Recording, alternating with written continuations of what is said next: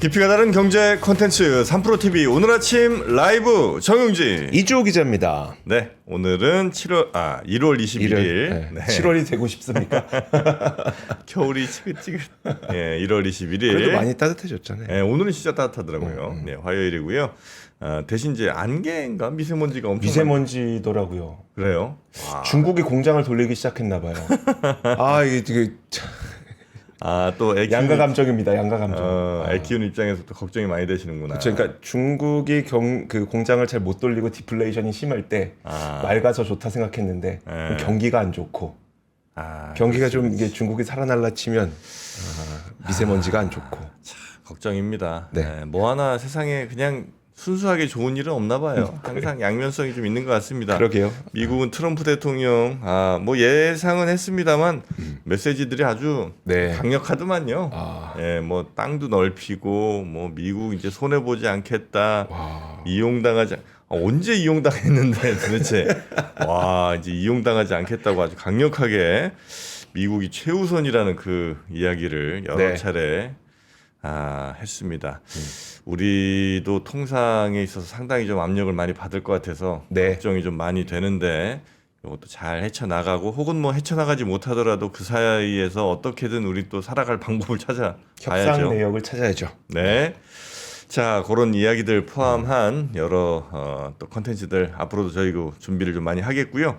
오늘은 우리 권순우 팀장과 함께 네. 뉴스 보고 네. 또 박병창 이사님, 박병창 이사님 나오실 거고요. 네, 자 그리고 그 김준성 대표도 오늘 나올 겁니다. 김준성 대표와도 이제 트럼프가 딱 취임식을 했으니까 본격적으로 준비해봐야 되죠. 우리는 무엇을 준비해야 되는지 네. 김준성 대표와 함께 이야기 나눠보도록 하겠습니다. 네, 정프로한테 트럼프를 뛰어넘을 대안을 내놓으라고 지금 난리가 나오고 있는데요. 그렇다면 한번 트럼프 시대 우리의 할 일 다음 책 한번 준비해 보겠습니다. 농담이야. 뭐 또 그럼 어떻게 해요? 아니요, 저는 기대하고 있습니다. 기대하고 있어요? 예, 뭐 시대유감 다음 편 나오겠죠. 뭐 시대 안유감 뭐 이런 거 나오겠죠. 뭐. 네. 자, 그러면 우리 뉴스 3 권순우 팀장부터 모셔보겠습니다. 어서 오십시오. 어서 오세요. 예, 안녕하세요. 3프로TV 권순우 취재 팀장입니다. 네, 반갑습니다. 반갑습니다. 트럼프 뉴스도 뛰어넘는 거야 뭐. 그래? 점프를 이제 열심히 뛰면. 점프를 잘하면 된다. 네. 자, 미국 시장은 안 열렸죠? 네, 휴장이었습니다. 네. 그리고 환율 좀 봤어요. 환율. 네. 1,400원, 1,440원대 내려왔습니다. 많이 빠졌네요. 많이 내려왔습니다. 네, 워낙 강세. 1,440원. 예, 그때 막 한 1,480원 가서 뭐 1,500원 간다 그러다가 지금 한 1,443원까지 좀 내려와 있습니다. 네. 근데 뭐 우리만 내려온 건 아닌 것 같고요. 뭐 달러 DX 자체가 한 109에서 한 107 정도로 좀 내려와 있습니다. 그래서 이게 뭐 달러 가격의 환율 문제가 이게 진짜 그 뭐 미국에서 기인한 요인이 확실히 크다라는 걸 다시 한번 좀 느낄 수 있었고요. 네. 그래서 이따 지속적으로 말씀드릴 건데 트럼프가 걱정이 아니고 우리가 걱정이다. 그러니까 때문에, 네. 뭔가 이제 외부 변수 때문에 우리가 뭐 잘 안 된다라고 생각하는 것보다 우리가 열심히 하면 할 수 있다이기도 해요. 그러니까 우리가 걱정이다라는 얘기는 우리가 어쩔 수 없는 부분이 아니다라는 얘기이기도 하거든요. 그러네요. 그러니까 우리가 열심히 해서 잘하면 뭐 극복할 수 있다. 그런 얘기입니다.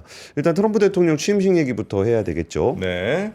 취임식 장면을 좀 봤는데 이게 그 화면 같이 보시면은 이 마지막입니다. 마지막에 트럼프 대통령 나오는 모습인데 역대 대통령들이 한 명씩 나오더라고요.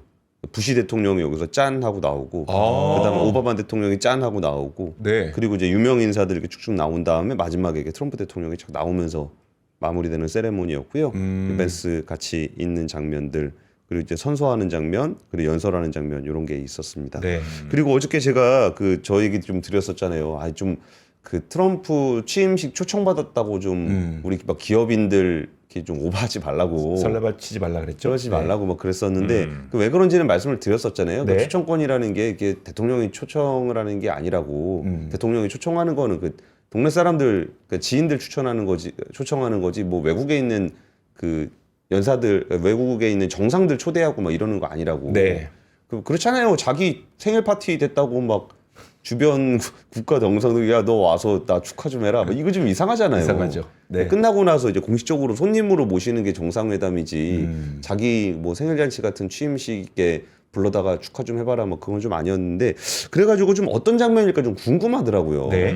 그래서 봤는데 여기가 이제 그 취임 점심 먹는 자리였고요. 네, 화면 보여주세요. 네. 여기가 이제 취임 점심 먹는 자리. 여기가 진짜 이렇게 소수의 사람들이 초대를 받아서 같이 밥을 먹는 이런 장면이고요. 지금 지금 안 나와서 나오고 있나요? 화면 좀 올려주세요. 네. 아. 여기 이제 밥 먹는 그 장면이고요. 네. 그리고 이게 진짜군요. 예, 여기 들어가시는 분들이 이제 그저 초청 받으신 분들, 뭐 대법관들, 뭐 상원 의원들, 뭐 이런 분들 이제 초대해서 같이 식사하면서 하는 그런 취임식이고요. 네. 그리고 원래 한 20만 명 정도가 야외에서 볼 수가 있었는데 너무 추워서 볼 수가 없어가지고 옆에 그 아레나 캐피탈 원 아레나를 빌려서 하고 있다는데 잘 안 보이시죠 여기? 이 점이 사람입니다. 점점점점 네. 있죠. 네. 여기에 초청권을 가지고 여기를 갈 수 있습니다. 그 여기서 이렇게 화면으로 이렇게 볼 수 있는 아, 거죠. 지금 사진이 지금 몇 장이에요? 2장. 2장. 왼쪽 위에 하나, 오른쪽 아래 하나구나. 예, 네. 예, 네. 이제 알겠습니다. 예, 여기 이렇게 초청권 생기면 정프로님 가시겠습니까? 거기 간 거예요, 다들? 그쵸. 저 저녁 식사 아니고? 여기는 미국 사람들 가는 자리고요. 그래요? 예, 예. 저기는 그냥 저 TV로 보는 게 훨씬 낫지 않나? 그러니까 유튜브로 보니까 되게 잘 보이더라고요. 그래요? 예, 예. 그런 행사여서, 그러니까 이것도 저 얘기를 좀 드리고 싶어요. 그러니까 트럼프 행정부에 잘 대응해야 된다라는 얘기하는 것과, 그러니까 트럼프 행정부의 무조건 말을 따르는 것도 이게 우리나라 국익에 도움이 되진 않아요. 네. 그러니까 잘 이용을 해야 된다는 얘기를 드리는데 우선 취임식 얘기부터 드리겠습니다. 트럼프 대통령 취임식은 미국의 황금 시대가 지금 시작된다. 나는 매우 단순히 미국을 최우선할 것이다. 라는 아메리카 퍼스트를 국정 모토로 내세웠고요. 우리는 세계에서 본 적 없는 가장 강력한 군대를 건설할 것이다. 우리의 성공을 우리가 승리한 전투, 우리가 끝낸 전투, 우리가 중요하게 여기는 우리가 시작하지 않은 전쟁에서도 평가를 받을 것이다. 라고 좀 얘기를 했습니다. 그리고 내 가장 자랑스러운 유사는 피스메이커이자 통합자일 것이다. 라고 좀 얘기를 했습니다. 그러니까 피스메이커라는 표현이 참 아이러니하긴 하죠. 네. 그러면서 그 다음 바로 얘기했던 게 멕시코만은 미국만으로 이름을 바꿀 것이다. 그 평화적입니까? 그거? 그리고 파나마 운하의 운영권을 되찾아올 것이다 라는 얘기를 했습니다.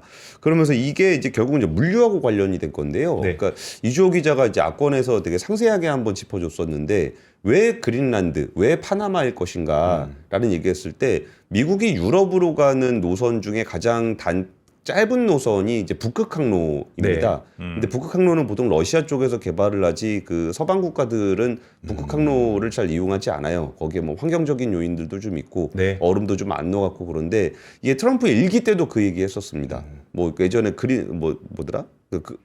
기후 위기가 네. 찾아오면 어떡하냐 그랬더니 트럼프 대통령이 얼음 녹으면은 일로 가면 되겠네. 그런 얘기를 예전 폼페이오 국무장관이나 같이 얘기를 했었어요 일기 때도. 네. 네. 그러면서 거기 갈 때 제일 좋은 땅, 제일 딱 중심에 있는 땅이 그린란드거든요. 그리고 이제 남미 지역으로 가게 되는 가장 그 중요한 루트 중에 하나가 또 파나마 운하잖아요. 네. 그러니까 이제 트럼프 대통령이 뭐 미친 소리를 하는 게 아니고 미국의 그 중요한 물류의 길목에 있는 게 그린란드 파나마기 때문에 네. 여기를 진짜 뭐 사겠다 뺏겠다 이런 개념보다는 정말 여기서 뭔가의 협상력을 가져가려고 그러는 의도가 좀 이번에도 좀 잘 드러났습니다. 네. 또 하나는 이제 그 남부에 군대를 배치하는 건데 국가 비상사태를 선포를 하겠다라는 겁니다. 그러니까 이것도 사실 굉장히 위험한 발언이에요. 이제 국가 비상사태라는 거는 말 그대로 국가 비상사태잖아요. 네. 그럼 미국이 지금 국가 비상사태입니까? 아메리칸 퍼스트의 평화를 유지하고 있는 세계에서 가장 강력한 국가잖아요. 네. 근데 거기서 국가 비상사태를 선언을 한다라는 게 그 약간 초법적인 행위를 하겠다라는 거예요. 네. 그래갖고 이제 그때 트럼프 대통령이 선언했던 게 그 첫날 나는 독재자 첫날만은 독재자가 되겠다 이런 얘기를 했었잖아요. 네. 그래갖고 이런 부분들도 굉장히 강력한 정책에 대해서 좀 예기호를 하고 있는 겁니다. 그리고 또 이제 국가 에너지 비상사태를 선포를 하겠다라는 얘기를 하고 있는데 이 부분도 굉장히 중요한 포인트입니다. 그러니까 지금 그 미국이 전 세계 최대의 산유국이잖아요. 네. 근데 여기서 그 바이든 행정부에서는 이제 신규로 시추를 하는 것들이나 아니면은 바닷가에 있는 시추들을 좀 제한을 한 게 좀 있었어요. 그럼 우리가 여기서 진짜? 라고 좀 긴가민가 하면서도 이게 될까라고 봐야 되는 부분이 네. 가스 산업은 정말 눈여겨 보셔야 됩니다. 이제 가스 산업은 전통적으로 이 잘 왔다 갔다를 잘 안 해요. 그 왔다 갔다라고 하는 게 그러니까 물류를 잘 안 하는 산업입니다. 네. 이주호 기자가 저렇게 모르는 척하고 있지만 저보다 천연가스에 대해서 훨씬 잘합니다. 네. 왜냐하면 제가 그러면 안 되지. 이주호 기자가 수천만 원 물렸었거든요. 천연가스로. 네. 왜? 네? 왜? 저 예전에 진짜 완전 그 용의 심장이었어 갖고 네. 선물도 하고 천연가스 ETN도 하고 그러다 막 3일 만에 8천만 원 날아가고 진짜? 이런 것들도 있었어요. 그러고 나서 이제 그 이후에 투자가 굉장히 정갈해졌죠.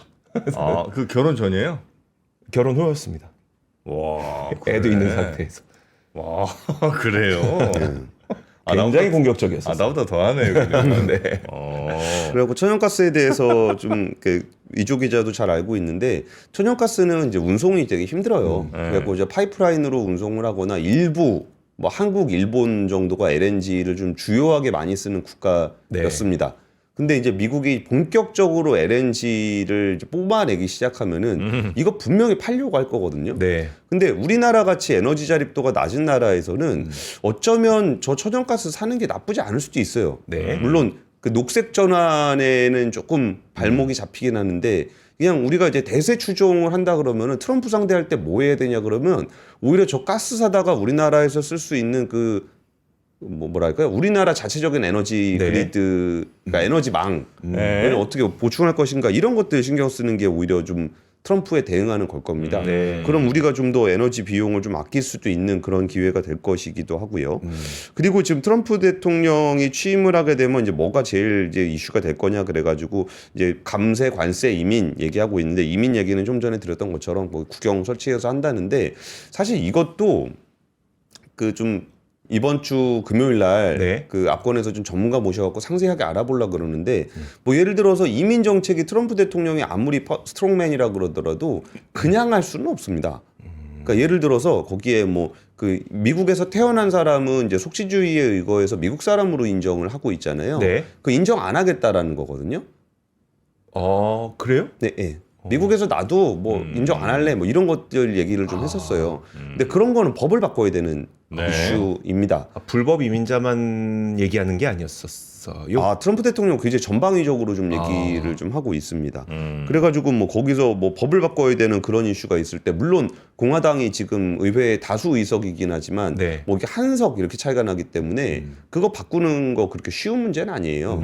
그리고 뭐 거기서 그 또 이제 지역에 있는 주지사들이 반대하는 문제라든지 이런 것들 때문에 실제로 얘기했던 것, 좀 약간 시니컬하게 얘기하시는 분들은 그러면은 예를 들어서 주정부가 이렇게 다 있는데 네. 민주당 주지사가 있는 데서 강제로 그 사람들을 잡아다가 다 송환을 할 수 있냐. 그리고서 막 거기서 생겨나서 그 사람들 다 송환해가지고 막 그 지역에 그 인건비 올라가고 일자리에 사람이 없고 막 이런 상황을 주지사들이 그러면 가만히 그걸 지켜보고 있겠느냐라고 네. 했을 때 어쩌면은 이렇게 그 뭐 공화당 주지사가 있는 지역에서의 불법 이민 문제가 있는 곳에서 몇 명 정도 잡아서 이렇게 송환시키는 그런 세레모니 정도로 그칠 수 있다라는 네. 얘기를 하는 겁니다. 그래서 실질적인 행위가 어떻게 발생할 것인지에 대해서도 우리가 좀 면밀하게 지켜볼 필요가 있고요. 네. 그리고 의외로 달러에 대한 견제, 그 달러를 해서 도망치려 그러는 사람들의 국가들에 대한 견제도 굉장히 강하게 하고 있습니다. 네. 뭐 브릭스 같이 달러 패권 아니니까 달러 안 쓰겠다라는 데다가 뭐 관세 100% 물리겠다 이런 거 있거든요. 그러니까 의외로 그러니까 사실 그 달러 문제는 이거 되게 양가적인 건데 그러니까 그 뭐 러시아라든지 뭐 인도, 중국, 남아프리카 브릭스 국가들이 자국의 통화를 가지고 이제 결제 시스템을 만들려고 했던 이유는 네. 달러 못 쓰게 해서 그런 거잖아요. 그렇죠, 그렇죠. 네. 미국에서 야, 너 달러 쓰지 마. 네. 뭐 달러 결제만 해서 쫓아낼 거야. 그래갖고 이제 러시아하고 이제 중국하고 야, 그럼 우리끼리 우리 돈으로 좀 결제를 해볼까? 막 그러고 있었던 석유는 거잖아요. 사야 되는 데는 무슨 돈으로 해야 되냐? 이런 그런 거죠. 상황이었는데 야, 너 달러 안 쓰면 100% 관세야. 이것도 참 되게 아이러니한 상황이고 우리나라가 여기에 타겟은 전혀 안 되고 있잖아요. 네. 우리가 우리 원화를 국제 통화로 하자 그런 적도 없고 우리가 국제 결제를 위안화나 루블화로 하자 그런 적도 없고 그래서 이 부분은 우리나라는 조금 자유로울 수 있겠다라는 생각이 좀 들었고요. 네. 근데 LNG는 아무리 봐도 이제 우리나라 쪽에서도 LNG 다시 봐야 될 것 같긴 합니다. 근데 LNG를 수입을 하려면 그 배를 따로 만들어야 됩니까? 수입하고자 하는 사람이? 그거는 이제 협상력에 따라서 달라지는데 네. 우리나라 입장에서는 이제 우리가 지정하는 게 좋죠. 우리나라 조선사들에다가 네, 네, 네. 지정하면 되니까 이게 미국이 LNG 수출 규모가 2016년에 76만 톤이었거든요. 근데 2023년에 9,120만 톤입니다. 76만 톤에서 9,120만 톤으로 늘었어요. 그럼 우리나라 전체 에너지 어떤 발전 원 중에 네. LNG가 차지하는 비중을 어쩌면은 큰 폭으로 늘려야 될 수도 있어요. 만약에 이걸 큰 폭으로 늘리려 그러면 우리나라 LNG 벙커링이라든지 터미널이라든지 네. 이거 물류체계 다 바꿔야 될 수도 있거든요. 그러니까 이런 부분들을 우리가 준비를 해야 된다라는 얘기를 하는 겁니다. 여기서 네. 관세 조금 그 트럼프한테 가서 저 관세 좀만 낮춰주시면 안 돼요. 요런 정도의 문제가 아니라 오히려 우리가 과감하게 이 LNG를 도입을 할 거면 이 과감하게 도입할 때 우리나라 가스공사가 지금 전체적으로 지배를 하고 있거든요. 네. 그러면 그거 가스공사가 할 수 있는 역량 이상의 민간 LNG 사업자들을 굉장히 육성해야 되는 그런 정책이 필요할 수도 있거든요. 네. 그래서 트럼프 시대를 대비한다라는 거는 네. 진짜 그냥 가서 외교적으로 저 좀 한번 좀 봐주시면 안 돼요. 이런 정도가 아니라 훨씬 더 적극적으로 대응할 부분들이 굉장히 많다라는 말씀을 좀 드리고 싶고요. 네. 그 해군력 증강 관련한 부분들도 굉장히 좀 중요한 포인트로 지목이 되고 있는데 다들 아시다시피 우리나라는 여기서는 조금 긍정적인 네. 영향을 좀 받을 수 있을 것 같습니다. 네. 한 가지만 여쭤보고 싶은데 지금 정권이 바뀌면 또 LNG 사용을 줄일 수도 있는 거잖아요. 그런 데에 대한 현실적인 고민들은 없어요. 그러니까 어렵다는 거예요. 이게 방향성이라는 게 그냥 그래서 아무것도 안 할 것이냐 라는 부분과 네. 그러면 그 트럼프 대응을 한다면서요. 그럼 대응을 한다라는 게 모르겠으니까 이제 무대응으로 가는 게 오히려 저 리스크일 수도 있고 네. 그러면 이게 진짜 그린이라는 흐름이 계속 갈 것이냐 아니면 가스로 갈 것이냐 뭐 이런 부분들 그러니까 이런 것이 바로 국정 운영입니다. 국가의 네. 리더들이 거기에 대해서 판단을 해야 되는 거고 여기서 뭐 잘 모르겠으니까 가만히 있는다. 라고 했을 때 그 후과는 결국 이제 몇 년 후에 돌아오게 되는 거니까요. 네. 그게 사실 그러니까 그런 이제 권력을 가지고 책임과 권한을 가지고 의사결정을 하는 거잖아요. 굉장히 어려운 결정이긴 합니다. 알겠습니다. 자, 하여튼 트럼프 시대가 열렸다는 거 관련해서 좀 여러 가지 좀 짚어주셨고요. 두 번째 뉴스 한번 가보겠습니다. 트럼프 얘기를 너무 오래 했네요. 우리가 그러네요. 걱정인데. 우리가 걱정입니다. 지금. 우리 걱정 하나 들어볼까요? 우리 걱정인데 한국은행이 이번에 좀 되게 이상한 보고서를 하나 냈는데 네. 이 보고서의 내용들이 시작 자체가 이렇습니다. 그 한국은행은 구체적인 성장 전망 수치를 제시하는 대신 상방 리스크 혹은 하방 리스크가 확대됐다라는 표현 정도로 대외 커뮤니케이션을 해왔다. 네. 그러니까 이게 한국은행의 얘기입니다. 근데 이번에 관례에서 벗어나 예외적으로 4분기 성장률과 25년 성장률 전망에 대해 구체적인 수치를 제시하는 것이 바람직하다고 판단했다. 그러니까 그전에는 야, 이런 상황 때문에 뭐 위로 올라갈 것 같아요. 아니면 내려갈 것 같아요. 뭐 이런 네. 정도 얘기를 했었는데 이번에는 굳이 숫자를 구체적으로 얘기를 했다라는 걸로 이 문서가 시작이 됩니다. 네. 근데 이게 참 요즘에 한국은행의 행보가 생각보다 굉장히 적극적입니다. 그래가지고 이창훈 총재가 왜 저러지? 라는 생각이 그러니까 왜 저러지가 뭐 잘한다 못한다의 얘기가 아니고 이게 중앙은행 총재의 행보에서는 좀 넘어가는 것 같은데 네. 싶어가지고 최근에 좀 취재를 좀 해봤어요.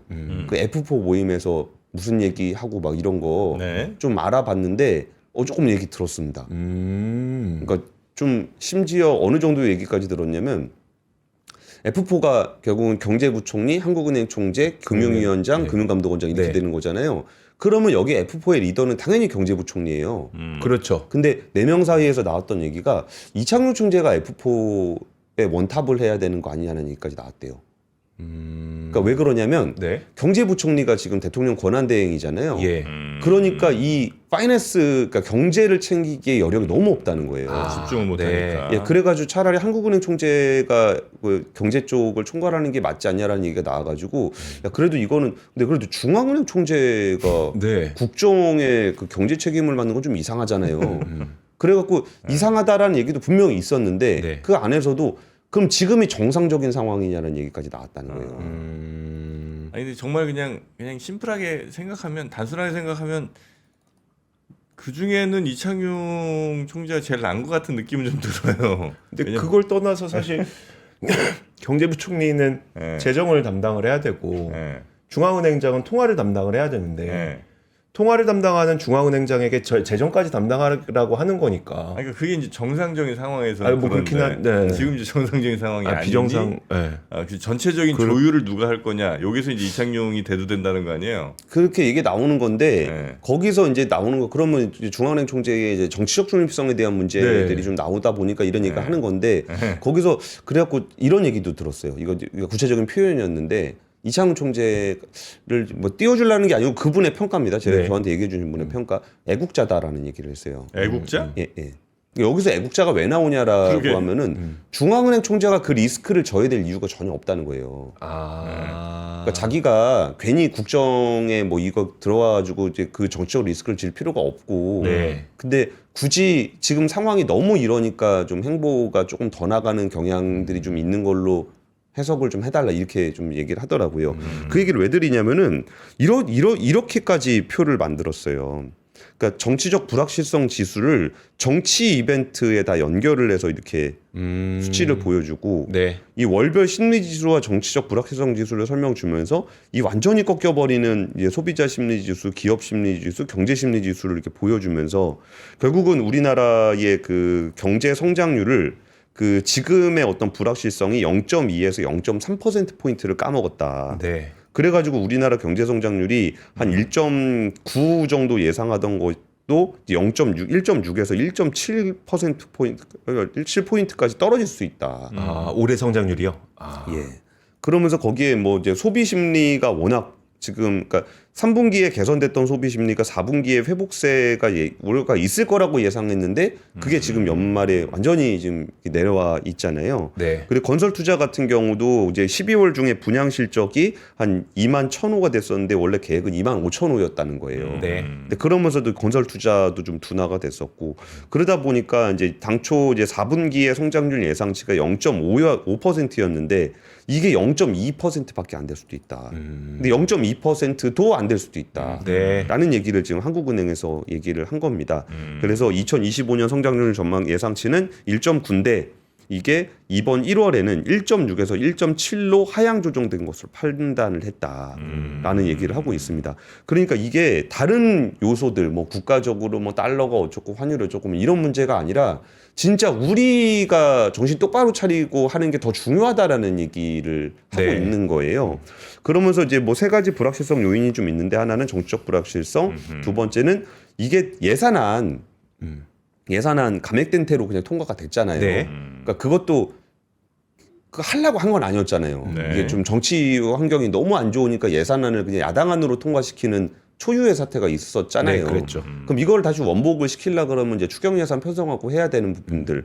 그러니까 아까 정치적 불확실성 해소하고 그 예산안 다시 바꾸는 거. 네. 그리고 세 번째 요소로 이제 우리 그 미국의 어떤 신정부 출범에 대한 대응을 좀 얘기를 했습니다.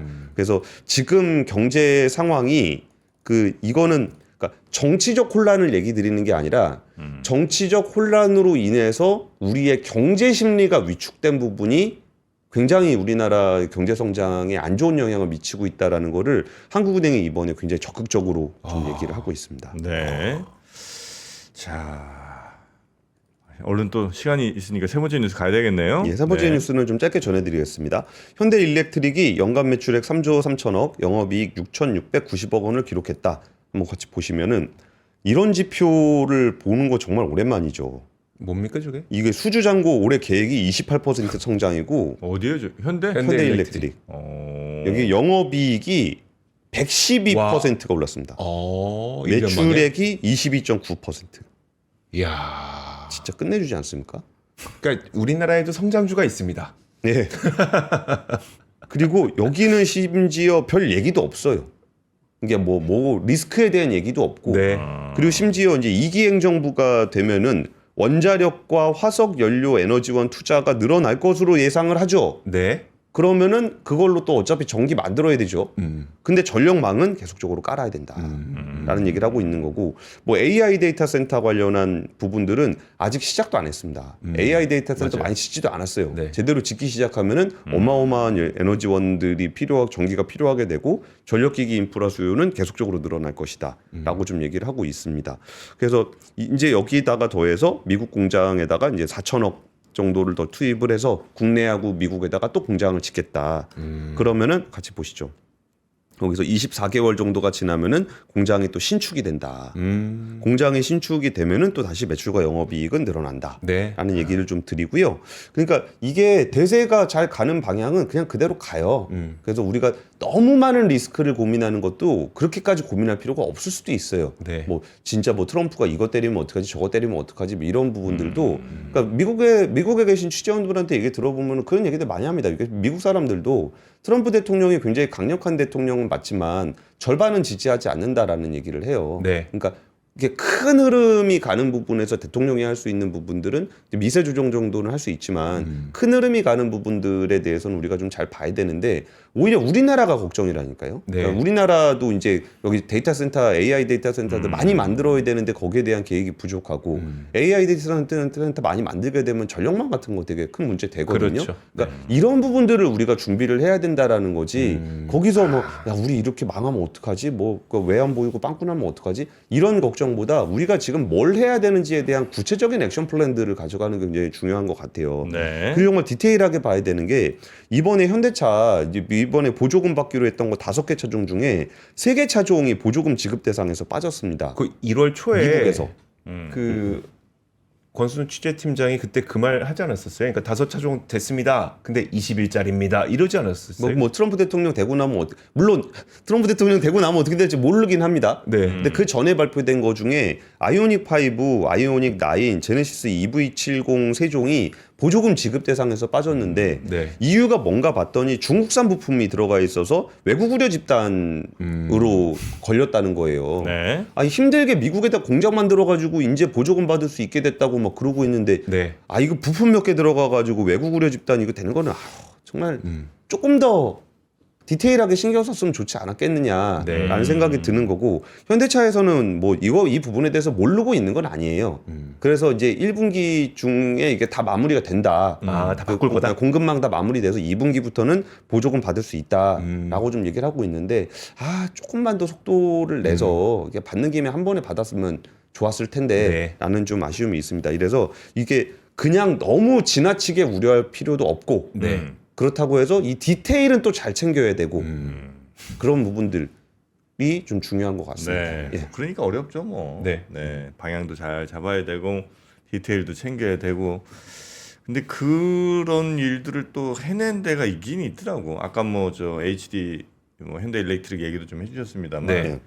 그 LG 루멘 TV 2세대 같은 경우도 사실 이제 우리 현대인들의 어떤 그 라이프 사이클에 굉장히 잘 맞는 제품이잖아요. 예. 방향성도 잘 잡았는데 광시야각이라든지 화질이라든지 요런 것까지 굉장히 디테일도 잘 잡았어. 꼼꼼하게 챙겼네요. 예, LG 루멘 TV 바로 옆에 이렇게 이제 와 있잖아요. 옆에 거의 화면이 저희 화질보다 나은 것 같은데 지금? 우리보다도 낫고 잠깐만 이거 바로 바꿔야 되는 거 아니에요? 예, 다 보일 정프로가 정도로. 3명인 줄 알았습니다. 아하. 대단한데요. 네, LG 루멘 TV 뭐 캠핑 가실 때나 아니면 뭐 홈파티 같은 거 하실 때, 네. 아니면 뭐 침대 옆에 이렇게 딱 두고 드시면 와. 너무 좋을 LG의 이동식 스마트 TV 아니겠습니까? 와. 네, 그래서 이것도 뭐 그 위아래로도 뭐 이렇게 세우는 것도 다 되고 이렇게 위아래 각도 조절 뭐 이런 게 다 되더라고요. 쇼츠도 볼 수 있네요. 쇼츠도 볼 수 있죠. 아, 세우면 세우면 쇼츠도 볼 수 있고. 그렇죠. 그리고 또 뭐 스피커라든지 뭐 이런 블루투스 기능 이런 것들이 워낙 이제 빵빵하잖아요. LG인데 뭐. 이게 네. 제가 저쪽 걸 보고 있거든요. 네. 그러니까 이쪽 걸 보고 있는데 원래 빛 반사 때문에 저게 안 보여야 돼요, 화면이. 아, 근데 그렇지. 보이네요. 그러니까 그만큼 광시야각 아. 178도까지 된다는 거예요. 왜냐면 우리 야외에서 쓸 때 햇빛 때문에 네. 딱 햇빛 그 눈뽕 맞으면은 화면은 안 보이고 햇빛만 보이잖아요. 이게 다 보여. 보이는 다 보입니다. 밝을 때도 보이고 다 보여. 네. 그래서 오히려 어설프게 그냥 저 뭡니까 이런 저 프로젝터 이런 거 하지 말고 이게 차라리 낫다는 거예요. 네. 이제 가격이 중요하지 않겠습니까? 그렇죠. LG 네. 거 좋은 거 누가 몰라요. LG 좋은 거 다 알지. 네. 보통 뭐 한 3,400 생각하실 거예요. 에이, 그 정도는 아닌데. 그거 아닙니까? 예, 요거 거치대까지 39만 8천 원. 예. 거치대까지 39만 8천 원. 리모컨 드립니다. 네. 예, 다 드립니다. 예, 39만 8천 원. 단품 요 TV만 사시면 그러니까 테이블에 얹어 놓으실 거다 이러면 이제 31만 9천 원인데 네. 뭐 굳이 그럴 필요는 없는 것 같아요. 예, 이왕이면 거치대까지 해서 이게 돌돌돌돌 옮겨 다니면서 네. 예. 아유 됐어. 네, 여기 이제 이렇게 쓰실 수 있는 LG 루멘 TV. 네. 요거는 뭐 애들 방에 하나 해주셔도 좋을 것 같고. 저 개인 사업자분들 좋을 것 같은데. 개인 사업자분들. 뭐 카페도 괜찮고 그런 데서 이제 뭐 참고 영상 같은 거 틀어놓는 것도 좋고. 네. 메뉴 같은 거 이렇게 또 보여주실 수도 있고. 그런 거 좋을 것 같은데요. 그런 용도로도 좋고. 또 각방 쓰시는 분들 요즘 많잖아요. 아내와. 그래요? 네. 그런 경우에는 괜히 또 혼자 이렇게 서글프게 스마트폰 보지 말고 네. 당당하게 루멘 TV 딱 보시면서 예. 각방 쓰는데 각방. 지금 TV 보고 있냐? 왜 이러면서. 각방 생활 즐겨보시면 어떨까 네. 싶습니다. 뭐 이미 제품 좋은 건 다 아실 테니까 뭐 저희는 가격만 좀 더 말씀드리겠습니다. 단품 31만 9천 원, 요 거치대까지 세트로 가시면 39만 8천 원. 네. 네, 요거 링크 따라오시면 되겠습니다. 탐난다. 자, 됐지? 요 정도면 됐지 뭐. 뭐 이거 뭐 물어보시는데 Full HD의 IPS 디스플레이입니다. 아주 선명한. 네. 요거 화질도 물어보셔서 또 말씀드렸고요. 디스플레이는 LG죠. 네. 이제 은근히 이 시간 이 코너를 기다리시는 분들이 있는 것 같아. 도대체 뭐라고 하는지 보자 이러면서. 자, 그러면 여러분도 이제 앞으로 유튜브도 이걸로 다 버튼이 다 있어요. 또 뭐 넷플릭스 버튼, 뭐 디즈니 플러스 버튼 다 있어. 네. 네. 그렇게 이용하시면 좋겠습니다. 우리 3프로 TV 버튼도 있었습니다. 3프로 TV 버튼 하나 만들어야죠. 네, 만들어야 돼. 자, 권 팀장님 고생 많으셨고요. 권 팀장 버튼도 있으면 좋겠어. 딱 누르면 좋네요. 권 팀장 딱 나오는 거예요. 네, 무조건 나오는. 자, 고맙습니다. 예, 감사합니다. 네. 삶의 격을 높이는 9가지 지혜를 함께 나눕니다. 위즈덤 칼리지 시즌 2 영상 아래 링크를 클릭하시면 자세한 내용을 확인하실 수 있습니다.